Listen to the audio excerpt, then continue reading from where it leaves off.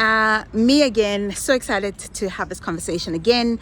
I'm talking to my badass boss moms or brother man in corporate, and I'm just sharing my tips, top tips to make sure that you get promoted, to make sure that you get accelerated and move very quickly, to make sure that you get the amazing opportunities, to make sure that you solidify your brand as an exceptional performer.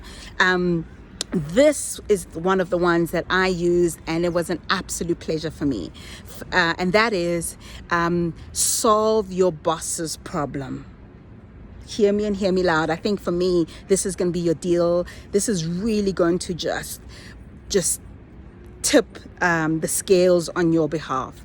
Solve your boss's problem. Lots of people think that when they come to work, they really just need to do their jobs and do it just well. That's great. That's what we hire you for, and that's what we pay you for. But by doing that, you prove nothing. I don't know if you've ever been in a situation where you've gone for an interview and you could tell that they wanting you to prove that you can do the job that you're applying for. And it's quite tricky because it's a promotion. So you almost like, well, give me the opportunity and I'll show you that I can do that work. And trust me, without a doubt, the job always goes to the person that's already begun to demonstrate that they can operate in that senior level. But how do you demonstrate you can operate in that senior level? You've got to already be doing the work before.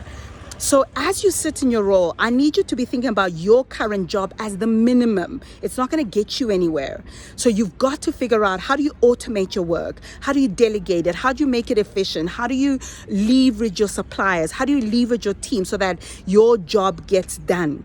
And the sole intent is to free up your time so that you can go and do your boss's job. And this has always been my strategy. And I've been privileged that I've had amazing bosses that I could sit with them and and this was always my preoccupation when I sat with my boss. I was always listening out to what's on his plate, what's keeping him busy, and where I felt it was in my capacity and it was easy for me, I would ask them, hey, let me solve that for you. Let me go fix that. And in many ways, I started to act and to operate in their job already and started chipping away. So if you're doing 5% of your boss's job, 10%, 20%, 30%, that already gives you a 30% lead on the next person, next 30% advantage when you apply for that job. You can already prove in that interview, it's actually going to be a silly interview because you're going to say, look, I do my job and I do it well and here's the evidence. But I've already begun operating in his role.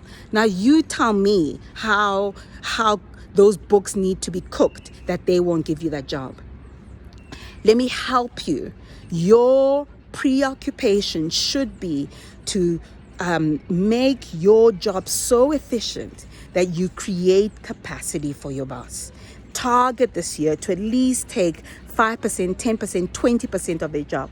By the way, when you do that, you free your boss capacity so that they can do their boss's job, and they can be released to go and do other strategic things and add greater value.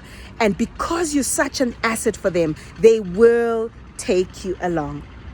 My tip, make sure that you're not only doing your job efficiently, but you go and you solve your boss's problem. Trust me, this stuff works. Good luck to you.